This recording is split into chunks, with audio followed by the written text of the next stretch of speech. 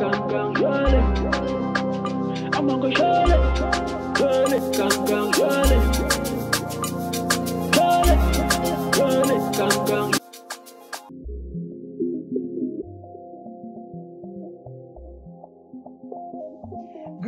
everyone. How are you? This is Queen Taese, and I am coming to you from Atlanta, Georgia, for the 2021 Black Sustainability Summit, celebrating 6 whole years of empowerment. So I want to give a big shout out to Sister Raina and all of her team for once again inviting me to be here to be a part of this wonderful gathering of Black excellence, of African ingenuity. So it's such an honor to have all of you here at this presentation, as I have a lot to share about the power of homeschooling. Now, some of you may just be thinking about or heard about homeschooling and you want to know more. Some of you are a little bit further in your stages. Maybe this is your first year homeschooling and you really want to sink your roots in to get more information and knowledge to really make it go smoothly. Some of you may have been homeschooling for many years and you just want to be rejuvenated and add on to some of the information and the knowledge that you already have. Well, it's an honor for me to be here to share some of my journey, my story, my tips, my tools with all of you. And I know this is a pre-recorded session, so I just want you to know that I will be available for the Q&A. If you have any questions at all that you would like to ask, I welcome you to come to the Q&A, or I'm not sure if there's a way you can send in your questions or how that goes, but I'm definitely here for you. So I'm gonna go ahead and get started. I'm gonna give you a little bit of my background.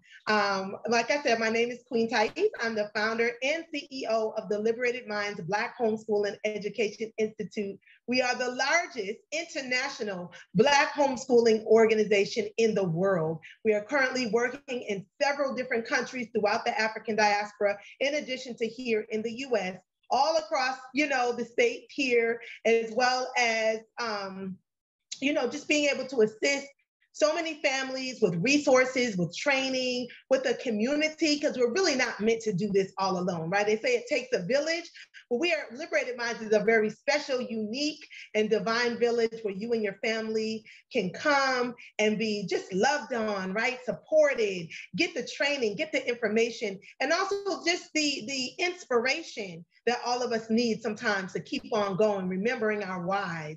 I have homeschooled my 7 children for over 25 years. So yes, I'm a veteran. I've been doing this for a long time, but still there is so much more to learn. So just like I'm here to share, I look forward to learning a lot from you as well, as we all have a piece to the puzzle. So I'm gonna get started here with my presentation. I'm gonna share my screen. A lot of goodies to give you all throughout this day. Hold on one second. All right, beautiful, beautiful. All right, so I'm gonna dive right in. And one of the things I do wanna say is I'm gonna be going kind of fast. I wanna get a lot of information into you all because you have taken the time to be here today to learn all that you can. And so, like I said, you can ask any questions you have at the Q&A, but I'm gonna be moving through, I'm gonna be touching on different things. But most of all, I'm gonna be giving a lot of my personal experiences and the things that I have learned over this past 25 years, over 80,000 hours I have put in working with my family and many, many others, even before building the Liberated Minds Institute, with many other great brothers and sisters that have made it happen. It's the community, it's all of you that have made this possible. So I'm gonna jump right in. The 2021 Black Sustainability Summit, yes!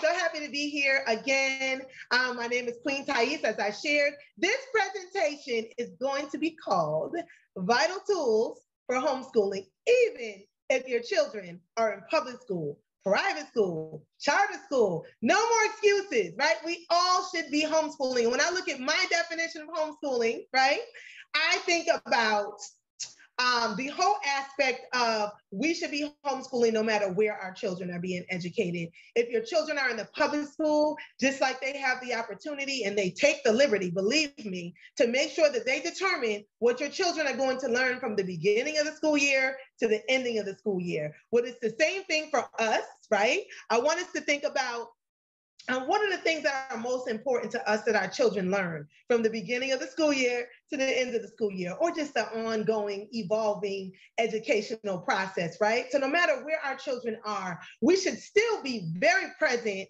and very much in the driver's seat of their education. And that takes resources, it takes dedication, it takes commitment, and it takes a community and a family of those around us who support this process. I definitely know that it's not easy, but it for sure can be done. All right, let's go to the next slide here. All right. Let me move this up here so I can see. All right, beautiful. So what you will learn today, we're going to be going into a lot of different things real quick. We're going to be moving through, we're going to be touching on some points, and we will be talking about how to be in the driver's seat of your children's education. Now, we know that we have so much going on in the world, right? So many responsibilities we have to take care of on the home front, including our own self-care that sometimes gets put to the side. We have bills to pay, we got businesses to build, we have other, multiple children, we have the nurturing of our relationships. We have so many things happening in addition to all of the madness that's happening in the world, and being able to stay not just above water, but we want to make sure that we are thriving, not just surviving. So I understand that there's a lot of layers to this, right? So we're going to dive into some of those facets also. Also, how to use their life as their curriculum, right? Our curriculum is all around us. And for some reason, that's just like a really scary word for some people, curriculum. And some people say, well, I didn't go to college, or I don't know this subject or that subject. So we're going to be talking about all of the confidence boosters, but also the competence boosters, the things that are going to give you the information that you need to be extremely successful on your homeschool journey. How to create educational opportunities for your children. Right? A lot of times we're waiting on opportunities to come to our children, but we have to know that we have the power to create. As African people, we are the most creative people on the planet. We can see that all around us with all of the things that we have done in this beautiful world, and putting this together in terms of the astronomy, the building, businesses, entrepreneurship, so many different levels, engineering, all the things that they're talking about right now, all the STEM, as well as writers, and just bringing the whole intellectual and spiritual element to this world. So yes, we can create our educational opportunities for our children. So I want to dive into that a little bit today as well. All right, let's get started. So since we're here at the Sustainability Summit, I want to talk about what is sustainability, right? What is this all about, and how does this apply to the education of our children? So when I looked up sustainability, the definition I found online, which is very interesting, right? Usually we think of sustainability, we think of the earth and gardening and reusable, recycling things, right? Well, I found this definition here. Sustainability means meeting our own needs without compromising the ability of future generations to meet their own needs. In addition to natural resources, we also need social and economic resources as well, right? Sustainability is not, hear me now, is not just environmentalism. Embedded in most definitions of sustainability, we also find concerns for social equity and economic development. So I wanted to broaden our perspective of what sustainability is. So what I gather from this definition is that culture and cultivation are the foundation of sustainability. Would y'all agree with me with that? Culture and cultivation are the foundation of sustainability. So we must be very intentional about how we are cultivating our children. Education is the initiation into culture. I'm gonna say it again. Education is the initiation into culture. The question becomes, whose culture are we initiating our children into? Very powerful question. Whose culture are we initiating our children into? So African-centered education and homeschooling is the ecosystem. I look at African-centered education as an ecosystem because it comprises all of the different elements. When we talk about excellence, we talk about our spirituality, our academic excellence, our ability to have great character, right? Our ability to be leaders, all of these different things, right? Respecting our elders, understanding our ancestors and how much they're here for us and they're strengthening us, making sure that all of the family members are taken care of and getting love, all the different things that go into the cultivation of our children, that usually when we think of education, we go straight to workbooks and textbooks, but all of these are part of the ecosystem. So African-centered education and homeschooling is the ecosystem where our culture is able to serve as the asili, as Nana Marimba says. I love Nana Marimba's work. She shares in her book, Yorugu. If you haven't got that book, definitely pick it up. The asili being the seed, the source, the center. And I want to add to that and say that is the true DNA of our liberation and our sovereignty. This is why we're here today, to learn more about that. Okay, so I love these two proverbs here. I think it goes perfectly when we talk about sustainability. He who does not cultivate his field will die of hunger. That's an African proverb. He who does not cultivate his field will die of hunger. So what does that mean to me? What that means to me is that we have a job to continuously cultivate our children properly so we can see the present, right, and the future reflect our true African greatness. That is our liberation and our sovereignty, really stepping into our true power so our children know who they are. They know what they've come to do. They're living in their divine purpose, right? So he who does not cultivate his field, if we don't cultivate our children properly, we see the things that we're beginning to see right now. So we are in a space where we are creating a new paradigm. We're saying no more. We choose our children to be empowered and to be liberated. Knowledge is like a garden. If it is not cultivated, it cannot be harvested. So another piece right here, if we're not giving our children the proper knowledge, right? We're not going to be able to harvest the future that we're looking to see, our victory that really has already been won, because I'm so proud to see all of us awakening. And so, I'm just here to share some more love and wisdom and information so we can continue to take action and be empowered in the things that we are doing for our children and families. All right, I love when I talk about culture, because I always say our culture is our cure. Our culture is our cure for everything that we face. We have all of the answers within who we are as a people. And Baba Kwame Adekoto, right? If you haven't read the book Nation Building, definitely another gem. I'm going to be throwing some different gems in here for y'all to pick up. All right, he says, culture is the sum total of a people's evolving historical and contemporary experience, their values and beliefs, and actions consisting of behavior patterns, symbols, and institutions unique to a people that distinguishes them from other people. Really important. So when we think about culture, the education is the opening to that, because how do we learn about our values and belief systems? How do we learn what to take action with? How do we learn what our behavior should be like, and our patterns and the symbols and what they mean and how they're relevant to who we are? We learn through education. So the education our children are receiving is dictating our future. I also love to say our life is our curriculum. Everything around us is our curriculum. We are learning from everything, whether we're conscious of it or whether we're not. The universe is our classroom. Some people say the world is our classroom. I say the universe is our classroom, because all learning starts with cosmology. When we talk about as above is below, right? Understanding what's happening in the universe helps us to really understand what's happening to us. Our bodies are a complete replica of what we see in the universe. So I always say our universe is our classroom. Our learning exploration happens on all levels, above and below. And also what I just said, our culture is our cure. I'm going to keep on saying that because I love that our culture is our cure. All right, so what is the function of education? I think this is really important. When we understand the function of education, we understand the things that we need to do and how even some of the ways that the educational system is impacting our children right now. If you know anything about the origins of the public school system, then you understand that it was never designed to make us successful in living in our divine purpose and why we came here in this world, and to give us that extra drive and inspiration to really dive deep into who we're supposed to be and manifest that at its highest degree. That was not why it was created. So we have to be very clear about the function of education. So Nana Amos Wilson, one of my favorite Babas, right? One of my greatest inspirations. If you're not familiar with his work, you definitely need to pick it up.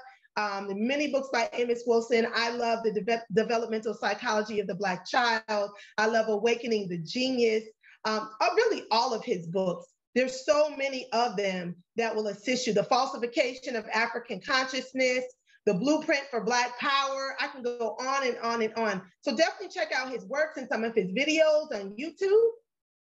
But he says the function of education and intelligence was to solve the problems particular to a people and nation. Hear me now. If we are not solving, if our children are getting an education where they're not solving the problems of our community and nation, then something is wrong. We're to solve the problems of that are particular to our people and nation, and to secure that people and nation's biological survival. Any philosophy of education or approach which failed to do so was inadequate. All right.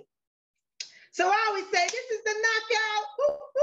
No more fear. We are doing this, y'all. I'm seeing it every day. I'll tell you, 25 years ago when I started homeschooling, there was very few of us that were taking this road and this journey of educating our own. Very, very few. And so it's so divine and beautiful and inspiring to see us just, popping up everywhere saying, oh, wait a minute, it's time to take control of my children's minds or education, us taking control of our own minds, right? Just being here at this conference means something, that we are here, we are taking action steps to the liberation of our people. So I'm going to say, if you are fearful, if you're feeling a little intrepidation or a little intimidated by the thought of homeschooling, or even just the stage that you're at right now in homeschooling, I'm here to say no more fear. We are doing this together. And the more numbers that we have growing together in this process, the greater and the stronger we become. So these are the myth busters. I say facts over fears, right? Fear is usually stems from a lack of information about something. So we're going to get some facts right here to eliminate some of this fear. I'm going to share some of those things. Some people plant seeds of doubt around you, right? And a lot of times it's just because they don't know. They just don't know themselves. People like to talk, oh, well, homeschooling, if you homeschool, your child can't go to college, or if you homeschool, your child won't have any socialization, or if all these things that people talk about and they really know nothing about it, right? So you want to make sure that you're going to those who are on your journey, who have wisdom and knowledge about this process, because I am here to tell you that you can do this. You definitely can do this. I am more than certain. I love this Adinkra symbol here. I'm not even going to try to pronounce it, y'all. Forgive me, but I am just in love with what it means. And he who does not know can know from learning. It's a symbol of knowledge, lifelong education, and a continued quest for knowledge. Why do I love it? Because knowledge is infinite. Like, we never really arrive. I feel like even though I've been homeschooling 25 years, I still know nothing, because I meet so many wonderful brothers and sisters that are doing it. And I'm learning and I'm hearing, wow, that's intriguing to me. Some of the things that they share, their experiences, it's so much more to learn. And I learn just as much from everyone else as they do from me. So just know that even if you don't know how, if this is your dream, if this is your desire, if this is your vision, if this is what you feel in your heart and soul, just know that you can learn everything that you need to have. All right. Yes, yes, and yes. All right. Why do I say this? Because this is the Mythbusters right here. Excuse me. You do not have to quit your job to homeschool your children. A lot of people say, oh, I don't want to homeschool because I can't quit my job. I need to get my money. Everybody needs to get their money and their economic situation tight and be fruitful in that arena, right? You do not have to quit your job. There's so many different ways you can do it. And I'm going to go into some of those ways a little bit later, but I'm going to go through these Mythbusters first. I'm talking so fast. You do not have to be proficient in every subject to homeschool. Homeschooling is not expensive. There's many economical and frugal ways that you can homeschool. Your children can get better socialization if they homeschool. A lot of times people say, oh, if you homeschool, your children won't have any friends and they won't be able to socialize. Not true. Your children can get a better socialization if they homeschool. You do not have to homeschool alone. So a lot of you are saying, well, if I homeschool, I don't know anyone else. And, you know, all that falls into place. And we'll talk about that as well. You can learn what you need to know. We just said that, right? To be successful at homeschooling. Also, your children can graduate from high school and still go to college. If you homeschool, can they still get scholarships? Absolutely.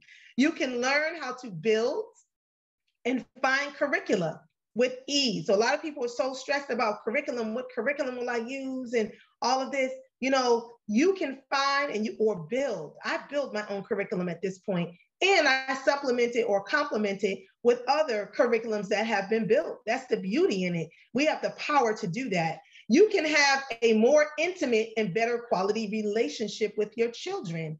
Like how many parents, when the COVID happened, how many parents were like, oh my gosh, I got to spend time with my children now. And just, you know, sometimes there's that disconnect. Sometimes they don't get along with their children, and that little bit of time in the evening is just enough, right? But now they're here, their children are home all day, they're home all day, or they have to be more in a leadership position of their children's education, making sure they're doing what they have to do. How many parents were pulling their hair out because of, number one, the lack of bonding that they have been able to do? A lot of us don't even know who our children are, right? Because of the way life has taken us to the left, to the right, you got to do this, got to do that. Well, homeschooling gives you a great opportunity to really keep your finger on the pulse or how your children are feeling, right? Have a better intimate relationship with their thoughts, their emotions, right? And even sometimes a lot of the healing, having better quality relationships and being able to heal. And I have this here, healing from the curriculum trauma.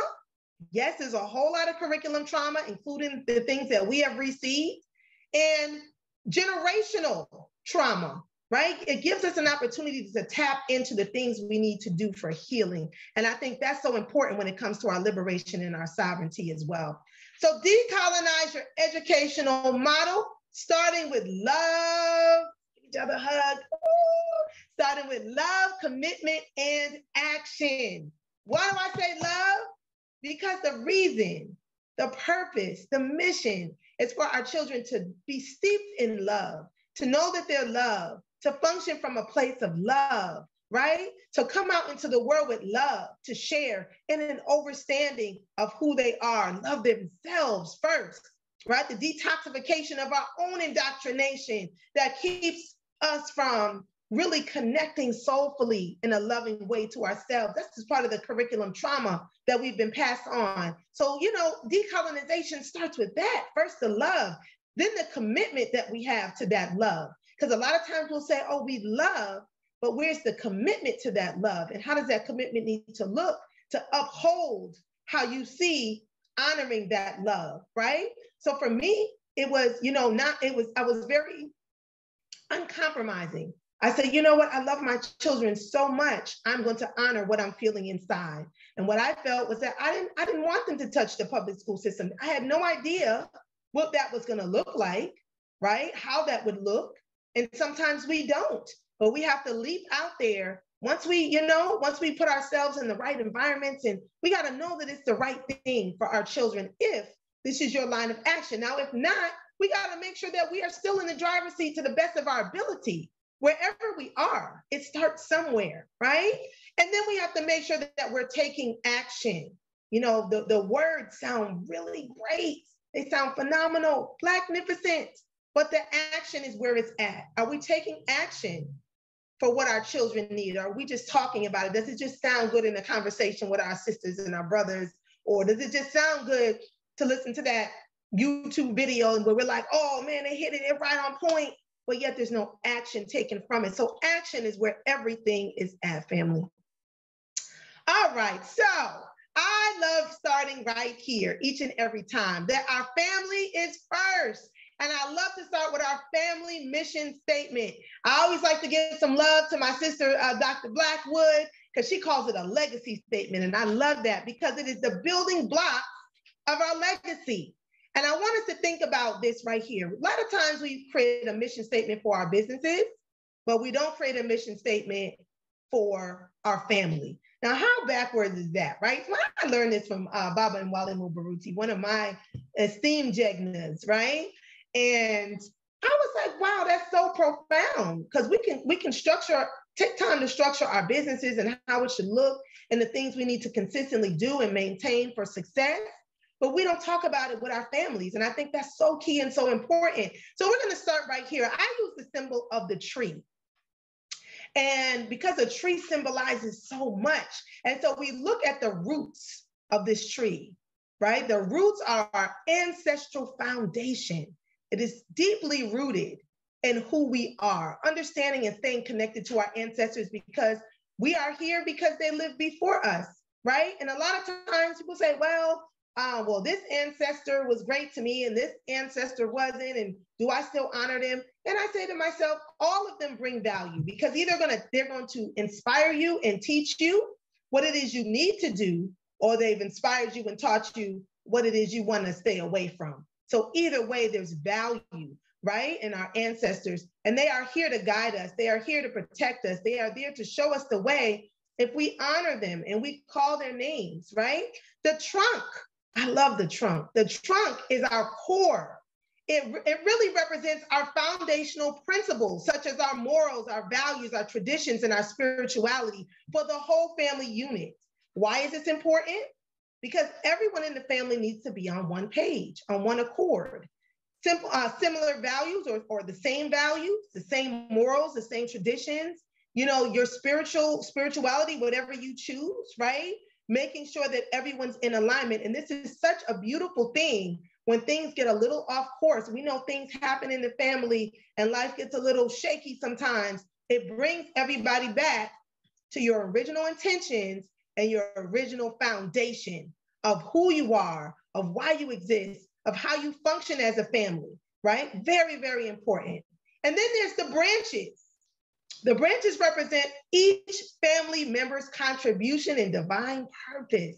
I love the branches because although we have that core, that trunk, right? Those foundational principles, Ma'at and Nguzo Saba, right? Those foundational principles that we have in our family, everyone still has their divine mission and purpose of the things they've come here to do, right? And so it's honoring that, each individual contribution from each family member. And then there's the fruits, which represent the cultivation of each family member, their divine purpose individually and collectively, right? The fruits are what we bear when we live our divine purpose, when we stay in that, right? Because we've all come here, I hear people say, well, you know what? I want my child to do this because this is what I heard. It's the most hottest career and it's going to make the most money. But that doesn't mean, it doesn't really mean that it's their divine purpose, a reason why they've come. And a lot of times parents will push their children in other directions other than why they've truly come here. And there's such a disconnect because, you can make all the money in the world, but if you're miserable doing what you do, then it just doesn't work, right? Because it taints the whole value of life. It taints your peace, and it really destroys the level of prosperity on a mental, physical, and spiritual level. The leaves, number 5, represent our mental, physical, and spiritual nourishment, right? The leaves are where all the nutrients are soaked up, and they send all of that into the tree trunk, into the roots, into the fruits, right? It represents our mental, physical, and spiritual nourishment. So all of this represents our mission statement, which to me is so core, so important. And it's something that you all can discuss as a family and come up with it. Like me personally, I have mine on my wall. I know you guys may not be able to see me all the way, but I keep mine right on the wall here. I decorated it, put it on a poster board. We have 3 throughout the house on the walls, 3. And so you can carry that with you. If you're traveling, you put it on your wall so everybody can see it. You revisit it as a family, and you can add to it if you need to add to it. You can frame it. You can do whatever you feel works for you and your family. All right. I know we're going kind of fast here. All right. So intentional strategies. I want us to identify, a lot of times our children have a lot of idle time, and it's not because we want them to, but we haven't really identified where their idle time is and how we can fill it with things that are very productive. And I find that sometimes speaking about what we want our children to accomplish, but we're not investing in the steps, in the regimens that will lead them to that. That has to be a very intentional process. So we have to identify the empty time that is not enriching for our children, and less than ideal activities. So if they're doing less than ideal activities, things that you really, they're just doing stuff to fill their time, but you know that they could be doing something much more productive, then we have to be able to craft that out. So it starts with just looking at where are they spending their time. Are they spending their time on social media? Are they spending their time on the phone? Are they spending all their time on video games? And I'm not saying that they can't do these things, but everything has to be in moderation. We don't want those things canceling out our children's greatness. We also have to take into account that children still need time to breathe, reflect, and free up, right? Just some free time that they're going to do whatever they want to do, right? Where are they investing their time? Look at your children. Where are they putting their time? What do they, if you left it up to them, where would they invest most of their time?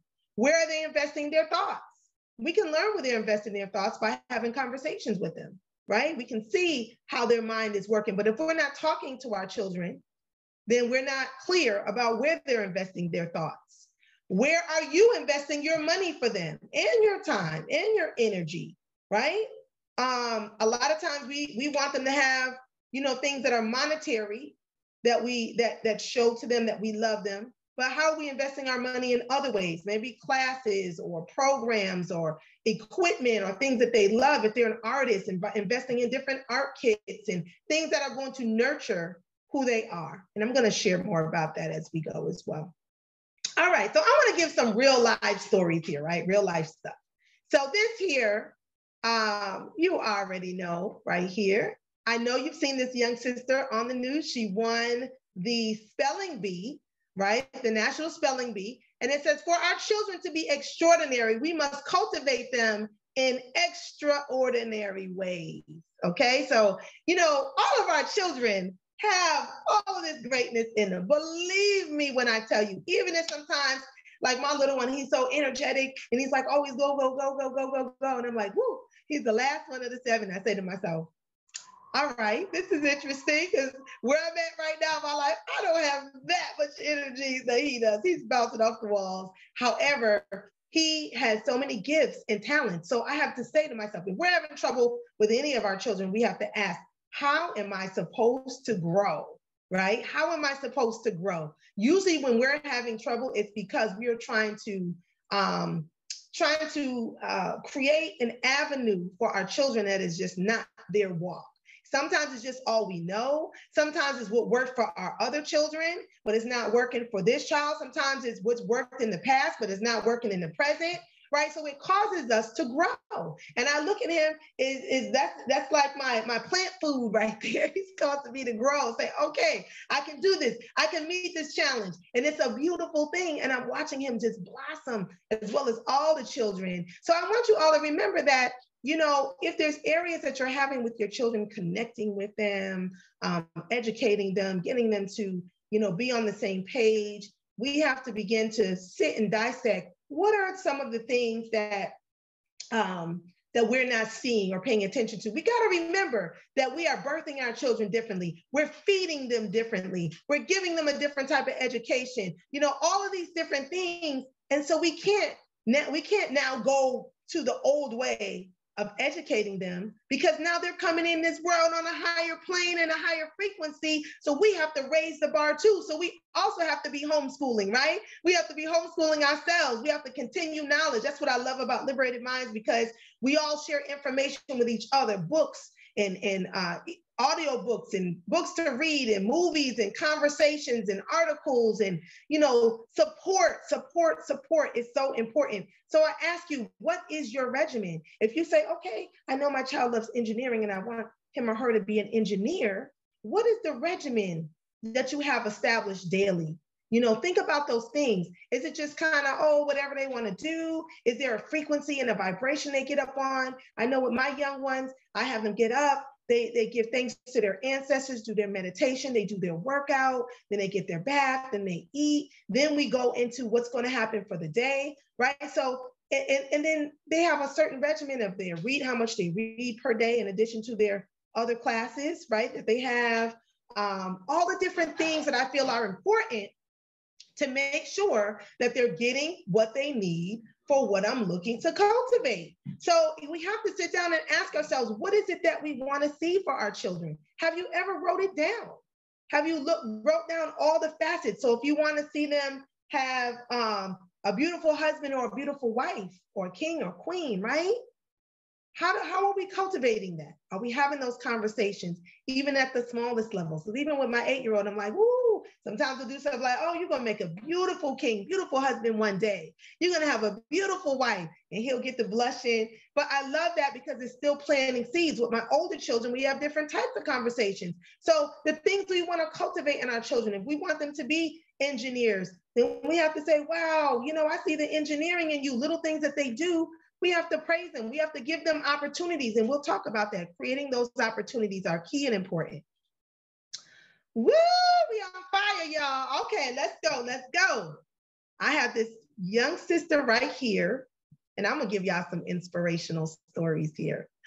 All right, all right, all right. Beautiful young sister. She is the youngest certified farmer in Georgia. And I love giving y'all the inspiration. We about to go into some inspiration, and I want to teach or educate, I should say, not teach anything. Y'all have what you need inside. I want to educate on, you know, through the inspiration so we can see for ourselves how things need to be looking. All right, here. So she's 6 years old, the youngest certified farmer in Georgia. And I thought this was so befitting because we are at the African Sustainability Summit right here.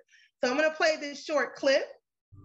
In tonight's Voices for Equality, the smallest farmer in Georgia got a big honor in South Fulton today. September 28th is now officially Kendall Ray Appreciation Day in the city. Woo-hoo. Well, you know, she was honored by the mayor and city council for her work in her backyard garden. Kendall showed off her farm to Caitlin Ross before the ceremony. She's quite a gal. She really All right, Kendall. Kendall suits up before she goes out to her garden. She has her boots, her work gloves, and all of her gardening tools. And when she's working in her backyard, she always has a smile. Over here is watermelon. Kendall Ray Johnson can't wait to show off her garden. It will get about this big. When she's in her backyard in South Fulton, she's always learning. It's right there. The lessons started small when she planted her first seeds at just 4 years old. They've grown with her over the years. And then it makes a beautiful okra. She started to see it go from seed to like a big plant, and the plant life cycle of that, you could just tell. She was like, wow. Kendall's mom, Ursula, says they let Kendall's love of being in the garden build their backyard farm. The very first time we took her to go seed shopping, she spent $200. Whose kid does that? She homeschools Kendall, and they start every day in the backyard. And she gets back here and she explores. We love it. She's able to explore. When she have questions, she'll say, hey, I saw this type of bug on your leaf, Daddy. What does it do? They talk about everything from bugs to food security when they're in the garden. And she's fascinated about it. So if she wants to do it, we're going to be her support. Kendall invites other kids in the community to come over and learn about growing or shop in her garden. Sharing her love of what she does matters to her. In my heart is the garden. The garden is special to me. She wants to teach other people what she's learned about herself by working in the garden. The most fun thing of being a farmer is being yourself. Kendall started a fundraiser to transform her backyard garden into an educational space for the community where kids and adults can learn how to start their own garden. We'll put that on our website, 11alive.com. Wow, go Kendall. I love that. I love that. So we're going to back this up in here. We talked about just what a great story. You know, she's homeschooled. I love that because it gives her the opportunity to live in her divine purpose all day, every day, right? It doesn't mean that she's only studying about gardening, but what it means is that the different activities in her studies can reflect a lot of the things that she loves to do in the garden. It can be connected to that, right? And it also can give her parents an opportunity to nurture this stage that she's at. I love it when our children have their passions. I call them passionpreneurs when they start their own businesses. I don't say entrepreneur, I say passionpreneur, because our children should be doing exactly what they love to do, right? So I want to go back to this real quick because I want to hit some of these myth busters because I want to just kind of give some insight into it. So right here, you do not have to quit your job, right? If you want to homeschool. I want to just run through some of the options right here. So you don't have to quit your job because there's many different ways that it can be done. And we know, like I said earlier, African people, we're the most creative people on the planet. And so there are so many opportunities popping up. We have different pods with several children, maybe 4 or 5 children and a parent that's running that. We have homeschool collectives, we have homeschool co-ops, we have the online education, right? We have so many ways that this can look, whether it's homeschooling, unschooling. A lot of people say, well, I unschool and I wild school and world school and all these different things, right? Whatever you choose to call it, right? That it is being in the driver's seat of your child's education in one way, shape, or form. So some parents, they work in the day and they homeschool in the evening. Some parents will say, hey, if you connect with other families, I can educate them on these days, you educate them on those days, or I can educate them at the beginning of the day, you educate them at the end of the day. We have all kinds of hybrid situations. Sometimes people can just go to a small homeschool where they can connect with other children and families. You know, before COVID hit, we had a full-fledged homeschool with 50 families at the African History Museum in Atlanta. And so now there's so many options for our families to come together. It first just starts with the will and the want and speaking the words. I say that, speaking those words out loud with what it is that you want to see. So that therefore you can begin to call to you the people and the resources that you need, acting accordingly, right? If you say you want to do it, what are the things you're doing? Are you reading about it? Are you talking to people about it? All this is going to attract the abundance of your homeschooling experience to you. For some people, it just means that they do want to leave their job and start their own business. So maybe having an opportunity to start your own business while you're homeschooling, making your children a part of that as well. There's so many ways, I call it hybrids, right? Where you're taking different ways of doing it and putting it together where it works for you. You do not have to be proficient in every subject. And this, once again, when you're working with other families, when you're working with other people, whether it's online institutes, whether it's people in your community, whether it's your neighbor, whether it's the person around the block, a homeschool collective, you know, it gives an opportunity, even bringing in a tutor, it gives opportunities for our children to learn from other people. You do not have to be the one to administer all of the education. Sometimes you have older children, right? The differentiation that your children, how do I teach all these different children, different ages, different stages, different grades, right? A lot of times you can condense that. Some of your older children sometimes can teach some of your younger children, which is a beautiful thing because it helps them to bond as well. And it helps the younger children to have a higher respect. It helps the older children to deepen their knowledge about things, because when we educate others, it helps to strengthen what we know as well. And in addition to that, you know, it provides many opportunities for our children to connect with other people outside of just us, you know? So the differentiated instruction, where you're working with different ages and stages at the same time, there's a lot of lessons you can do collectively, just on the different levels that they're on. And of course, there will be things that they'll do independently as well, especially if it's a wide age range. But there's also ways of putting that all together. So you can look up differentiated learning. And also, I'm going to give you the information for Liberated Minds. Also, we have classes and workshops about all of these things that I'm speaking here, okay? So homeschooling is not expensive, right? You don't have to go out and buy a million different textbooks and workbooks and, you know, have a million different tutors that you're paying and all these different things, right? There are very economical ways of doing it by just using your environment as your curriculum, using your library, using the resources, the people in your community for a lot of the resources that you have. Also getting out of the 4 walls, right? Traveling, taking field trips, going to museums. You'll find a wealth of knowledge in a lot of these places as well. So being very creative about how to homeschool. Your children can get better socialization. Yes, I absolutely know this for a fact. because I don't want my children socializing with everyone, and you shouldn't want your children socializing with everyone either. And so the point is, why I say better socialization, because there are children that you choose for your children to be around. I don't want my children having to be in bully situations where they're being, picked on about because they eat differently, because their hair is different, because all these different things. You homeschool and I don't, and all these other environments, right, that are not conducive for their growth. And it's not to say that there won't be certain incidences in other environments, but it definitely will lessen the amount of incidents. And it also will give you more control over who your children are talking to. What is their background like? Who are their parents? All these elements that we knew back in the day, that was just, we knew those in the neighborhood. We knew whose child was whose, right? And we knew who we wanted our children to stay away from. And we knew who they wanted to be around. So if your children are into entrepreneurship, maybe having them around some other young entrepreneurs, or just young people who are aspiring to do great things and not just, down on themselves and passing that negative, low vibrational energy on to our children when we are trying to be very strategic and intentional about their self-confidence and their competence and their ability to love themselves, their ability to aspire to do great things and actualize those great things as well, right? So we want to be very mindful about who our children are socializing with. And if they're in environments, a lot of times, when our children are socializing with children that we don't know, sometimes our children are facing and having different challenges, and we are trying to find ways to fix them, but it's hard for us to fix them because we don't really know the source. We don't really know what's happening. Was it something that someone's saying to them? Is it someone picking on them? So we want to make sure that we are in control of that to the best of our abilities.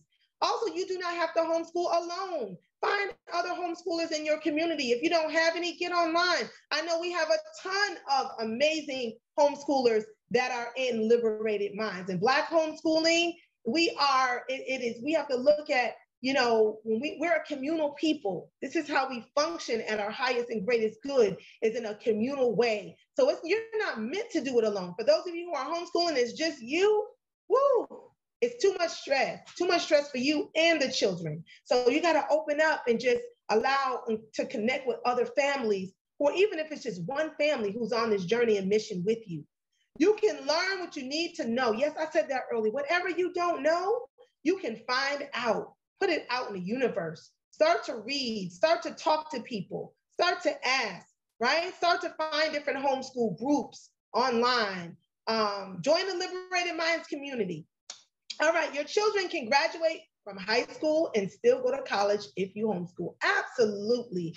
I want to give a shout out to my sister, Khadijah Ali Coleman from the Black Family and Educators. I don't know if you guys are familiar, but they're doing some great work also. And she also was a presenter. I'm not sure if she's presenting again this year, but she was a presenter last year.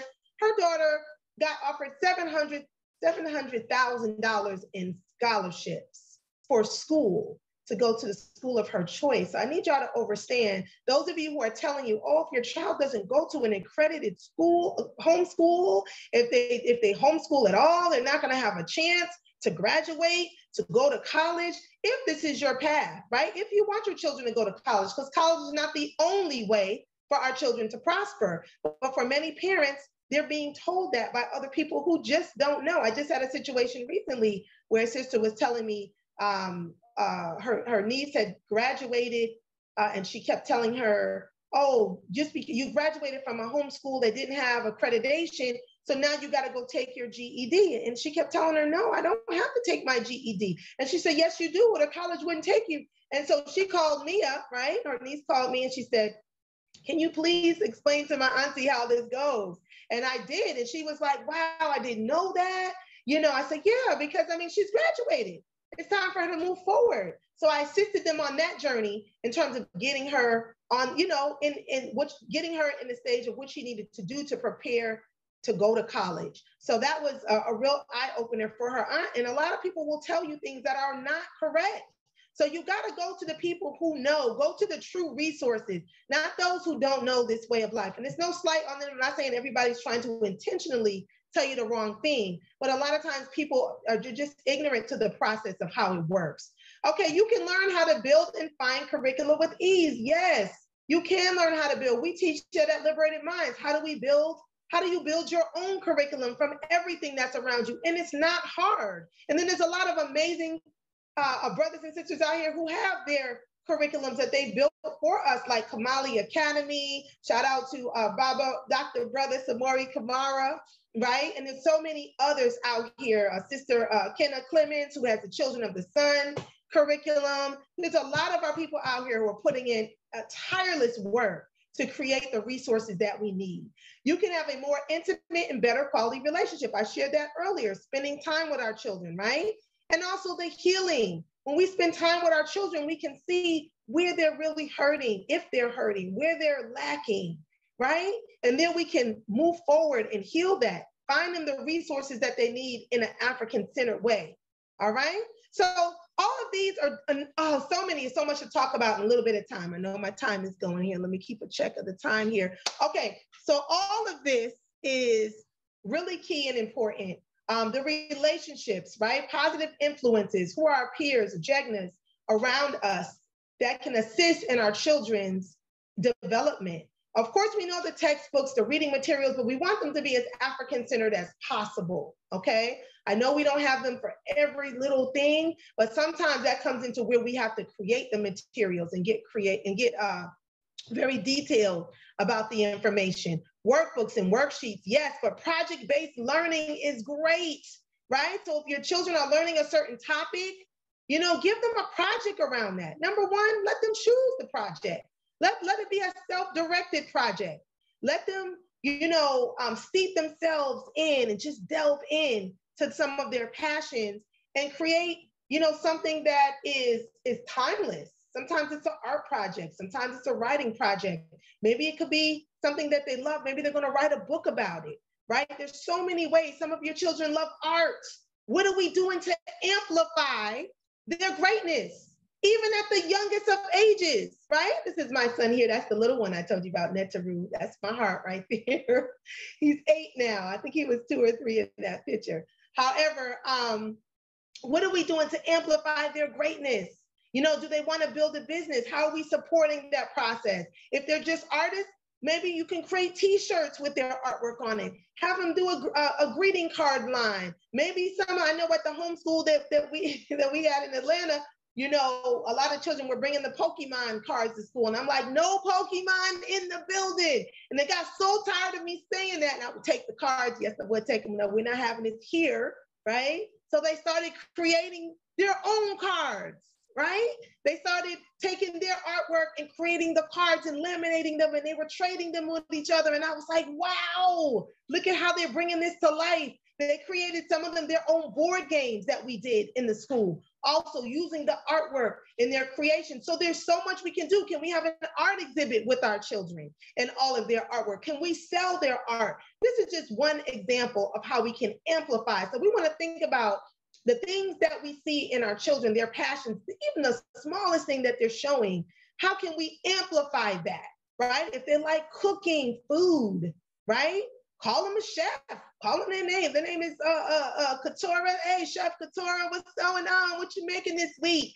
Have them delve into the health and the nutrition of the herbs and where the foods come from, the origins of things. We have to push them to be greater. And I would say deeper learning versus higher learning, right? Higher to me represents like a hierarchy, but deeper, it's like letting them know their craft at the core. Things that others won't even know, the origins, different articles, keep them on current events, steep them in what it is they love. So internships, entrepreneurships, right? Really key. And I'm gonna go into how I was able to use those internships and entrepreneurships. I'm gonna share a little bit of couple of my children's stories in a little bit to really inspire the possibilities that can come out of this. Tapping into our elders in our community, rites of passage programs, right? Spiritual practices, right? We cannot call ourselves spiritual beings and we don't have spiritual practices, whatever that might be for you, right? Videos, finding different interesting videos our children can watch. Whenever they want to watch a movie, sometimes it's just let them watch a documentary. Let them get used to learning on their own, where they choose to learn versus we're us forcing them to learn. So if they like video games and all that, okay, I get it. But what about, the cultivation. Where do those video games come from? What's the origins of video games? What's the coding that goes into that? Maybe they need to learn coding, graphic design. I don't know. But it's our job to do that research and that part. Traveling, field trips, outdoor activities. You know, learning doesn't just take place in the classroom, y'all. Like I said, the universe is our classroom. We got to get outside. Sometimes just taking that nature walk, going to venture into different places, right? Look up online, different things that you can do to balance the whole family, things that are going to bring education to life. That's more powerful than being inside watching videos all day and worksheets and textbooks. Our children need to learn firsthand. Also, travel. Oh, excuse me, I said that, travel and field trip. Music, right? How do we involve music? We can use music in their learning. Even to control moods. If your children are real hyper, you want to put on some calm, relaxing music. Sometimes get your diffuser, burn some lavender or something that's going to mellow them out. There's strategies in everything, right? Interviews. I would have my children interview with all kinds of people. Why? So they can learn. Right? I'll get into that a little bit more with my son and my daughter. I always set up things where they can interview people in the line of the things that they love. And they would say, oh my gosh, why am I interviewing them? Well, it's part of your schoolwork. Interview them because they're, number one, people love to be able to assist young people, most people. And so when you're interviewing them, they feel honored. They're also going to look after your children because they're going to send them resources. And every time they come across something, because they know, wow, this child actually interviewed me about what they love. Research, right? Research the things that you need. If you're not sure what you need, research the process, right? Hands-on engaging activities. Everything doesn't have to be what you read in the textbook. Sometimes the experiments you can do right there. They have so many kits and things like that now that you can buy. Science kits and chemistry kits. I know Fun Weird Science, they have kits that we've ordered in with the little robots in them, and kits where the children had to take it was owl pellets in there, right? So it was like the pellets that the owls regurgitated. I know it sounds disgusting, and it really is for me, but I was like, oh, okay. The children loved it because they had to pick out the bones, the little bones that were in the pellets, right? And they had to determine what was it that the owl ate, right? Was it a mole? What is it, a rat? Was it all kind, just by the structure of the bones, and they were able to compare that to the sheet that had all the different kinds of animals and what their bones looked like. It was amazing. They loved it. I thought it was a little gross, but I thought it was ingenious. So he has a lot of little kits that you can do for science fun. Also arts, don't be afraid of the arts. Our children should be learning musical instruments and dance and artistry and all these different things. The world has so much to offer in terms of what our children love.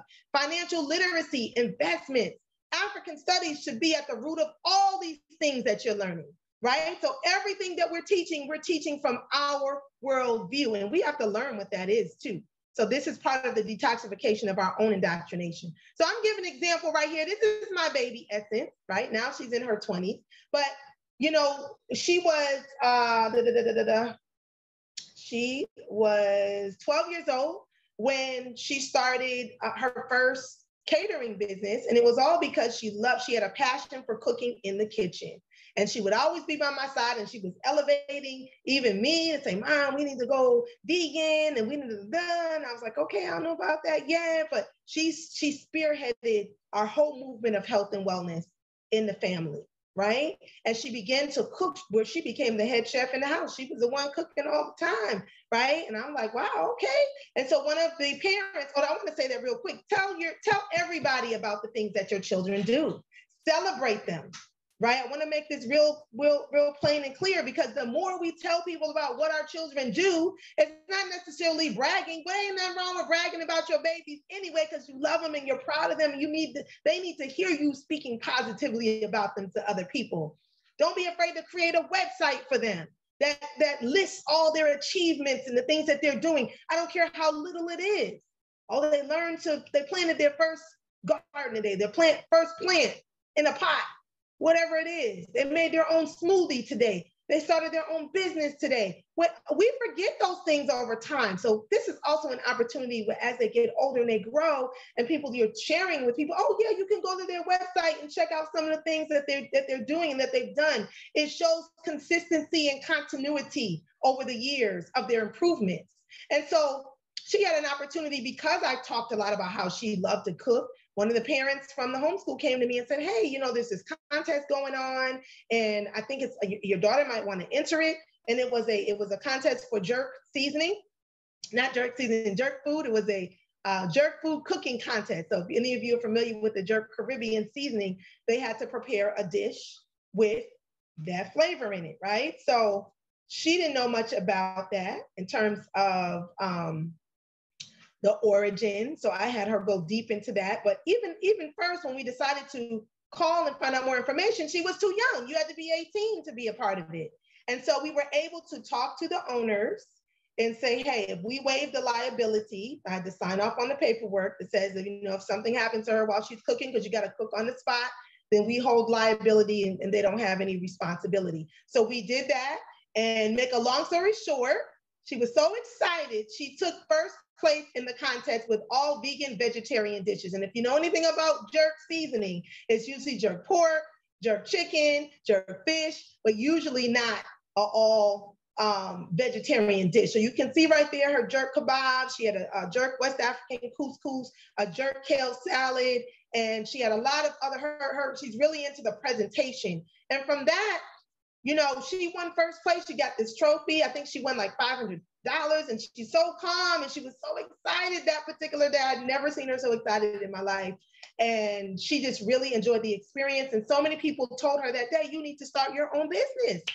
And she did, just from all of that love and encouragement and that experience. And then went deeper into health and wellness by being the youngest certified Basu, a Kemetic yoga instructor at, I think she was 14, maybe 14 at the time, and had opportunities to travel with health and wellness, started her own business. She catered for everybody from congressmen to local community events, to Six Flags concert series, because now everybody wants vegan food. She had so many great opportunities. It was constant. And we brought the whole family into the process of her growth.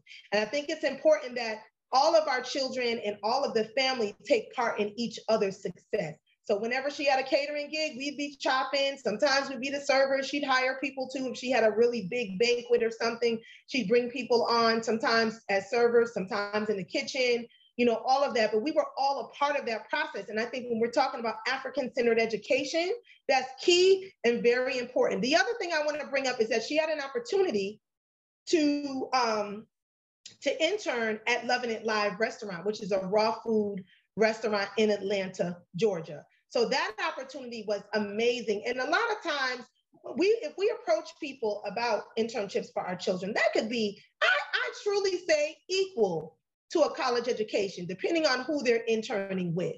And I say that to say, because a lot of times people go to college and they got all this information, but they don't have the experience. And see, what people want now, they want experience. They want to know that you can. So when she was 14, she interned there for a few months. She came back when she was 17, and they hired her, and she was the head chef there at 17 years old getting paid. So her internship was a free internship, but I say it really wasn't free because she was getting paid by the information she was receiving. So to me, it was the same. She was watching a Black business prosper and being a part of that process, seeing how it works, right? Giving her time and energy to support a Black business. And in exchange, they were giving her skills and knowledge of how to do what it is that she wanted to do. So this is a great opportunity. I encourage all of you sometimes to just go out there and approach people about internships and entrepreneurships.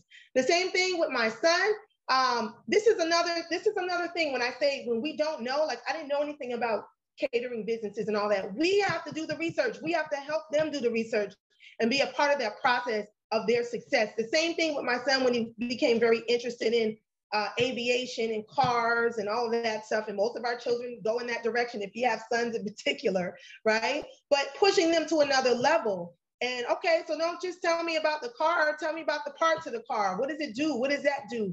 You know, let's get some books about the cars or the airplanes. So at that particular summer, he did an internship at an all Black car maintenance shop, excuse me. And so at first they were very resistant because, oh, it's a liability, we don't want anything to happen, and and but we kept on, well, these are the pros, these are the pros, these are the pros. And he ended up being there for the summer, and he learned so much. Within the first 2 weeks, he was doing oil changes on his own for the cars that came in. He was also helping to take engines apart, put them back in, right? He was a part of that process to see how that goes.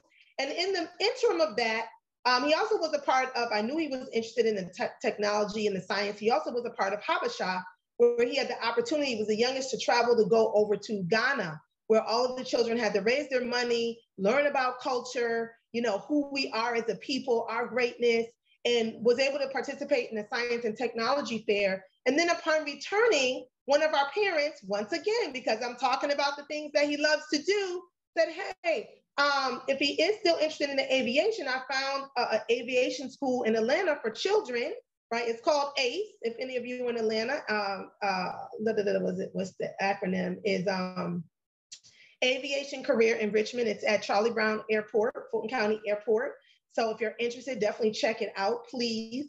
I did go there on the way to the open house, warning him, this might be a little mixed crowd, I don't know. And got there to find out that it was an all Black institute, aviation institute for our children, that was very affordable for our young people. So that put him on his journey. I knew nothing about aviation, but I was constantly looking at articles. Oh, this is a great person. Maybe we can reach out to him. I found a 19-year-old in Augusta, and I'm like, oh, you can, I reached out. He said he would love, he would be open for you interviewing him. And my son was like, what am I interviewing him for? And I was like, I don't know. You're just gonna find out something. I find books, right?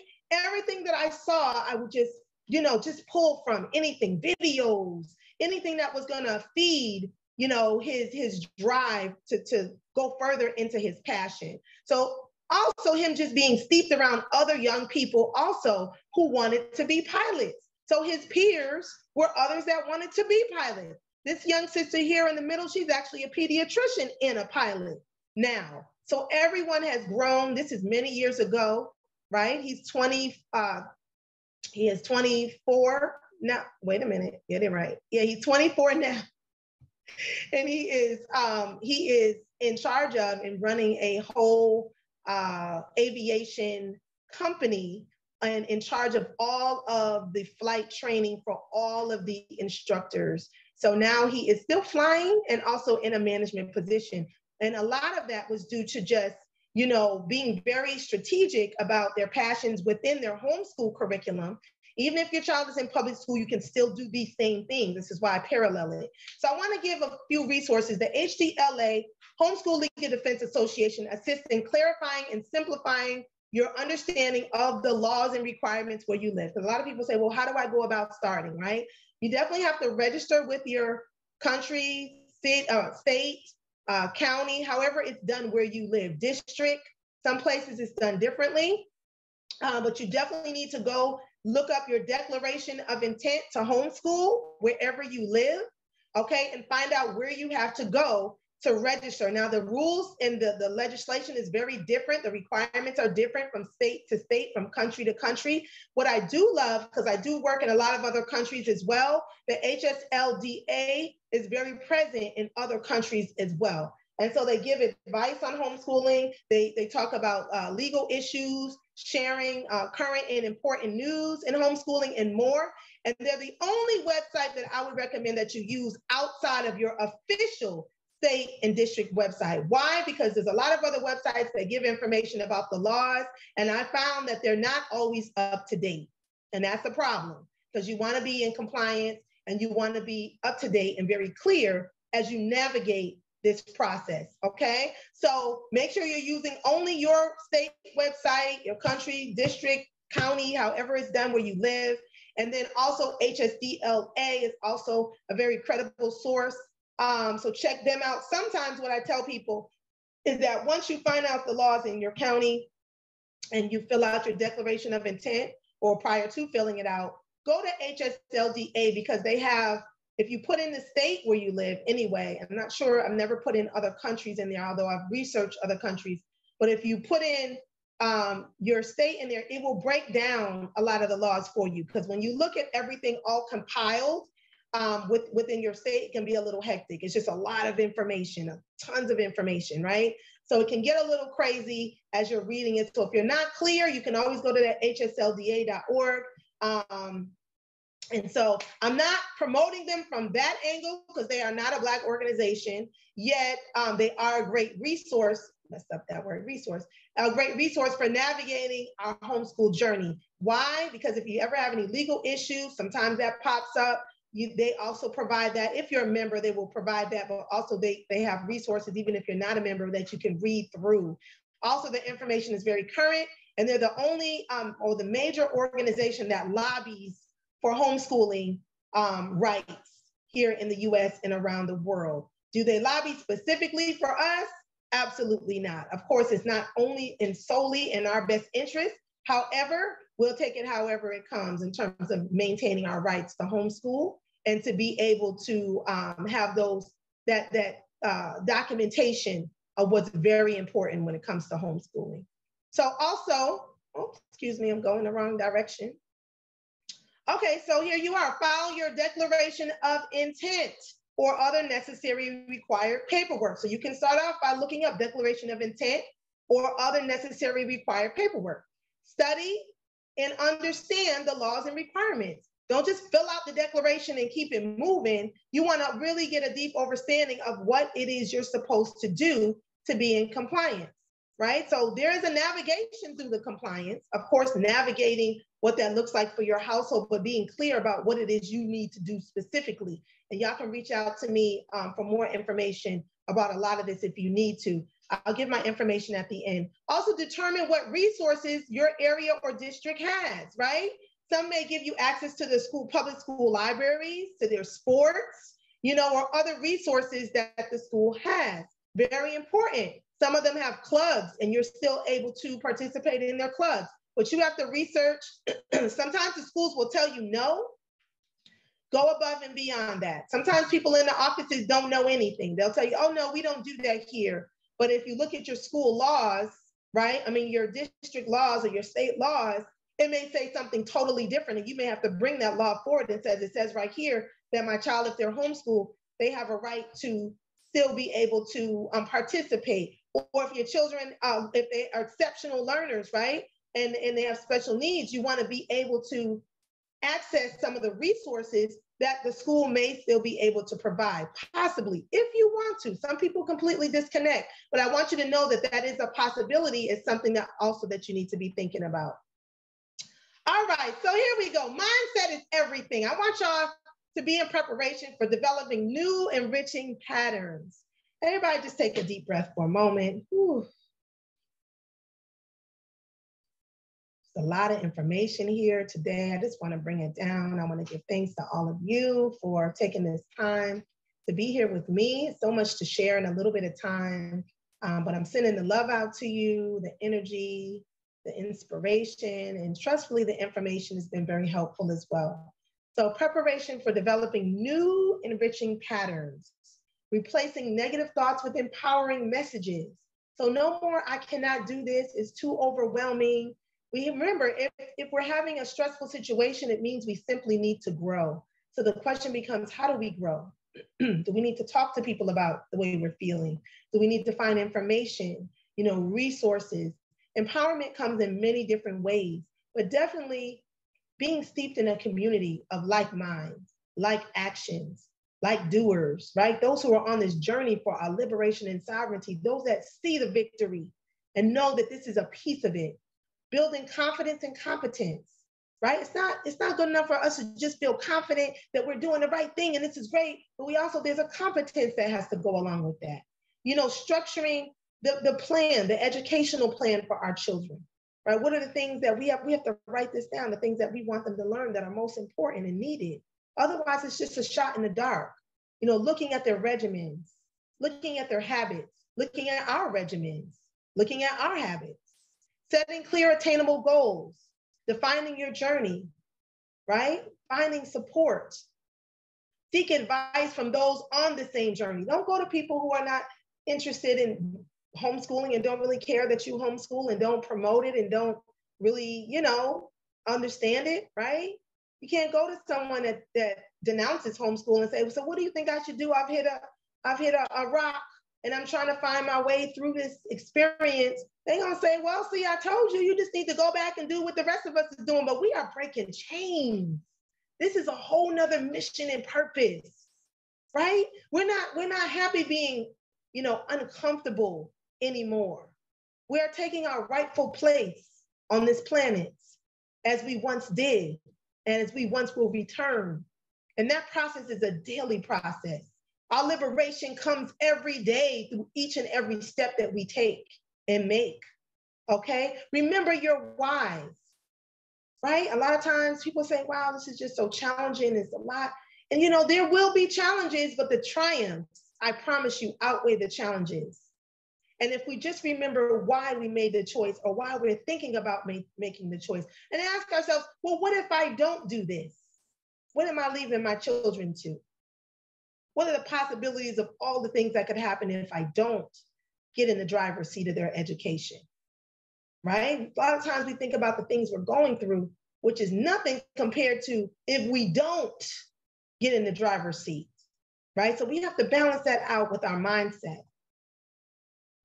All right, so Black homeschool and African-centered education resources. I want to just give my gratitude to all of you out here because we just celebrated our 10th year, 10 years and counting. I'm super excited about that, but I also feel driven to bring more resources, more support, more love, more just encouragement to all of you. So I welcome you to visit the LiberatedMindsInstitute.com, our website. Get on the email list so you can be in the know of everything that we're doing. We provide so much, right? Confidence, bringing peace of mind through all of these offerings. This is just a small piece. African-centered educational resources, culturally relevant training for parents and educators. Training is important. The training is the decolonization, y'all. If we don't retrain, relearn, right? Detoxify, then we're gonna perpetuate the same habits. You don't wanna bring home the public school system, as Baba Sabori says. We don't wanna bring home not just the content, but the way that they're educated in that structure. And if your children are in that structure, you don't wanna continue to do that at home. You wanna give them another freer way that is more liberating to experience education at home, more hands-on, right? The curriculum materials, we provide that. We provide courses for the whole family, preschool, elementary, middle school, high school, adults, live courses, archive courses. We have certifications. Okay, we have a beautiful family of like-minded brothers and sisters throughout the African diaspora. This is what has made Liberated Minds possible for all of these years. Educational consultations, advice, opportunities, scholarships, Black family events and conferences. We have the Liberated Minds Black Homeschool and Education Expo, some of you may have heard about, right? Where Black families come from all over the world to get together and learn.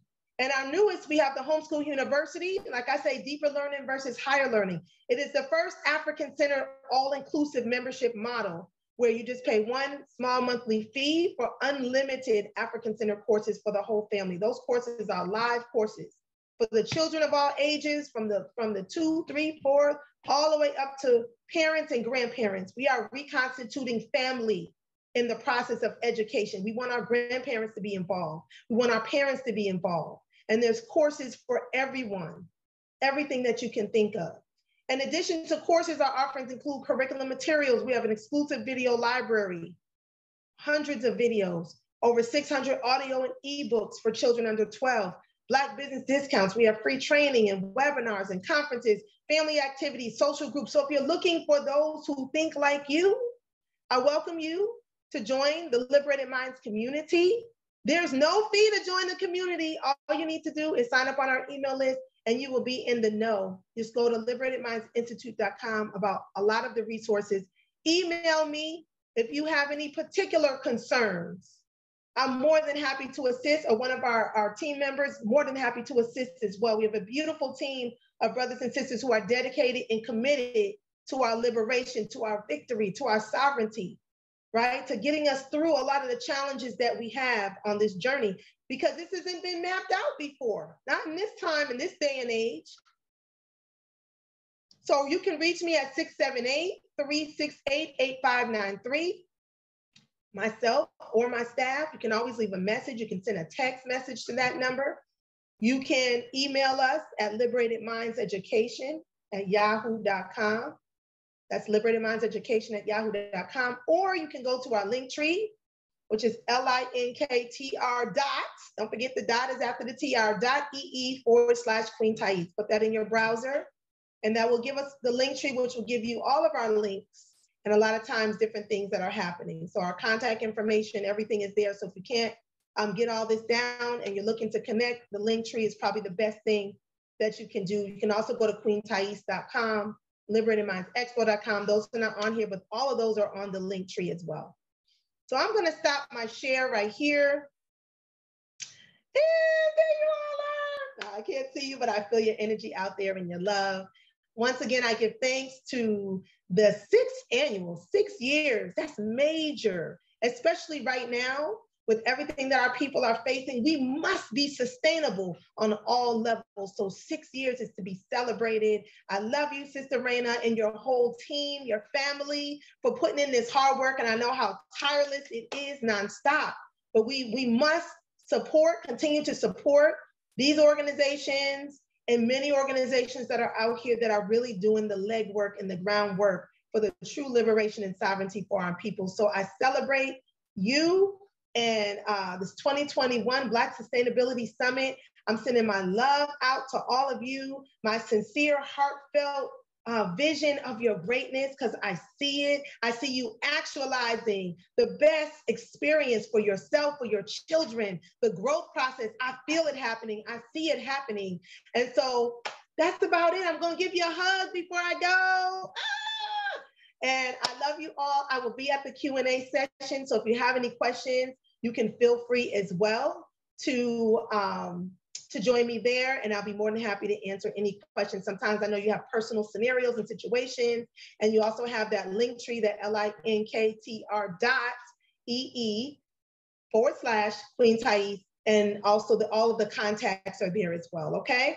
All right, so much love to all of you, and I will see you soon. I'll tap. I'm gonna go show it. Girl, it, gang, gang, girl, it.